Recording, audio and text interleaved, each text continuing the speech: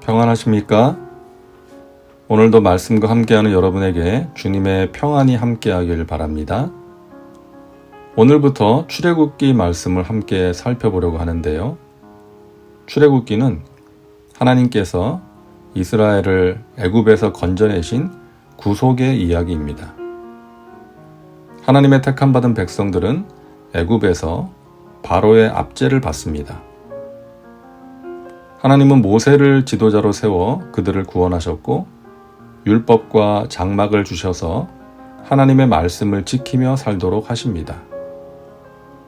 우리는 출애굽기를 통해 고통 중에 있는 백성을 구원하시는 하나님의 전능하심과 신실하심을 알게 됩니다. 그리고 하나님의 사랑과 은혜를 체험한 백성들이 하나님과의 관계 속에서 어떻게 살아가야 하는지를 보게 됩니다. 오늘 말씀은 출애굽기 1장입니다. 먼저 말씀 개요입니다. 1절부터 7절은 애굽으로 이주한 야곱의 가족들이 기록되어 있습니다. 그리고 그 후손들이 생육하고 번성하였다는 내용입니다. 8절부터 14절은 애굽의 왕 바로가 이스라엘 백성들이 번성하는 것에 위기감을 느끼고 힘든 노역을 시키는 내용입니다. 15절부터 22절은 이스라엘 자손들이 힘든 노역에도 불구하고 계속해서 번성하자 바로가 남아 살해 정책, 그러니까 남자아이가 태어나면 죽이라는 명령을 내리는 내용입니다. 다음은 말씀 묵상입니다. 첫 번째 묵상 포인트는 하나님께서 주신 언약의 성취입니다. 창세기 15장에서 하나님께서는 아브라함에게 그의 후손들에 대해 말씀하셨죠. 즉 이스라엘이 애굽으로 이주하여 번창할 것이나 그로 인하여 박해를 받게 될 것이고 그 박해를 피해 가나안 땅으로 귀환할 것이라고 말씀하셨습니다. 야곱이 가나안을 떠나 애굽으로 내려갈 때에도 애굽에서 이스라엘이 큰 민족으로 번성하게 된 후 가나안으로 돌아오게 될 것을 약속하셨습니다. 따라서 오늘 본문에서 이스라엘 자손이 생육하고 불어나 번성하게 되었다는 것은 하나님의 약속이 성취되고 있음을 보여주는 것입니다. 그리고 하나님께서 그들을 인도하셔서 가나안으로 돌아가게 할 때가 다가오고 있다는 것을 보여주는 것입니다. 바로는 이스라엘 자손들이 애굽에서 큰 무리를 이루고 번성하는 것에 깊은 우려를 가지게 되었습니다. 애굽에 대항하는 세력이 될 수 있다고 생각했기 때문이죠. 그래서 이스라엘 백성들에게 힘겨운 노역을 시켜 괴롭게 함으로써 그 수가 늘어나는 것을 방지하고자 했지만 실패합니다. 산파들에게 남자아이가 태어나면 죽이라는 명령을 내리지만 그것도 하나님을 경외하는 산파들로 인해 실패하고 맙니다. 이처럼 인간의 계획이 하나님의 계획을 막을 수는 없는 것입니다.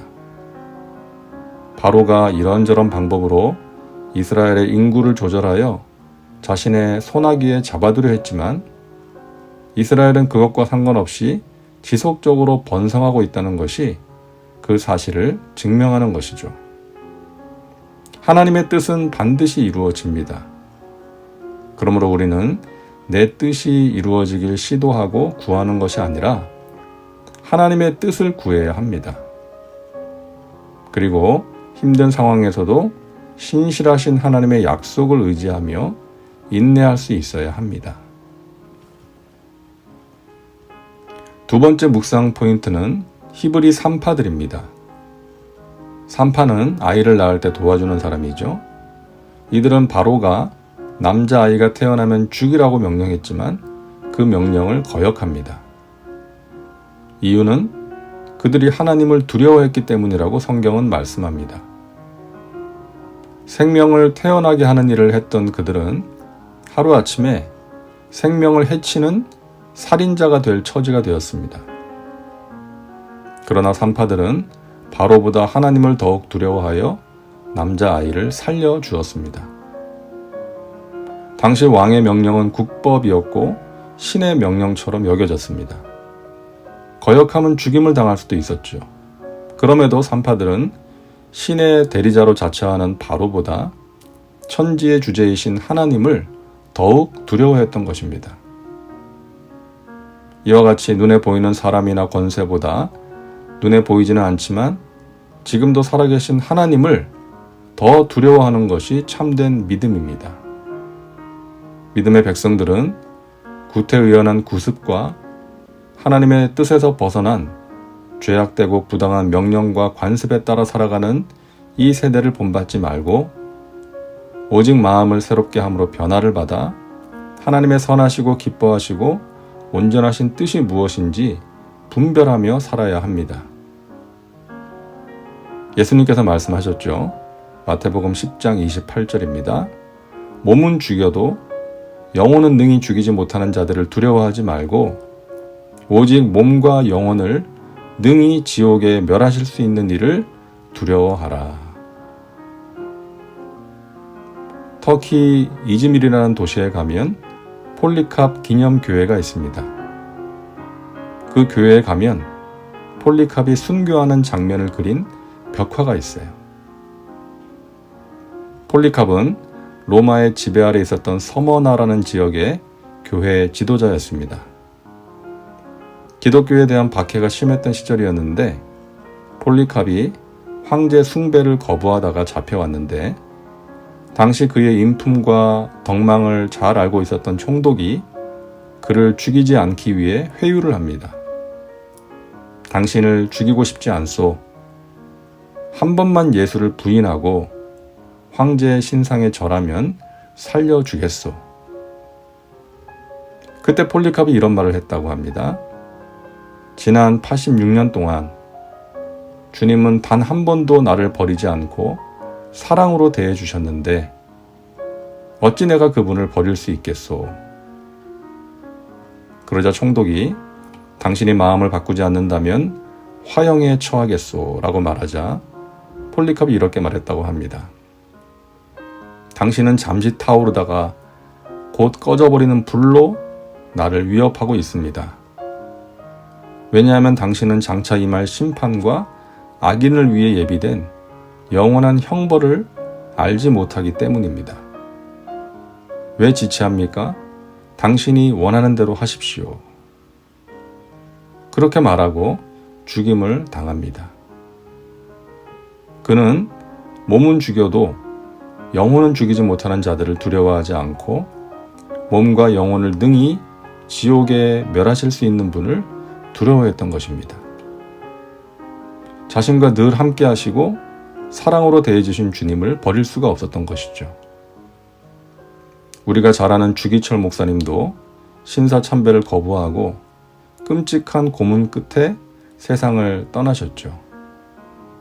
그분의 죽음이 헛된 죽음이 아니었다고 믿습니다. 우리나라를 살린, 한국 교회를 살린 고귀한 죽음이었던 것이죠. 권세를 가진 사람을 두려워하여 그 사람에게 잘 보이려고 온갖 애를 쓰는 가련한 인생들이 있습니다. 그 사람을 통하여 자신의 입신양명을 꿈꾸는 것이죠.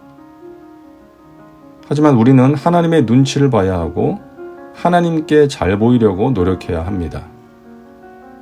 하나님의 기쁨이 되길 구해야 합니다.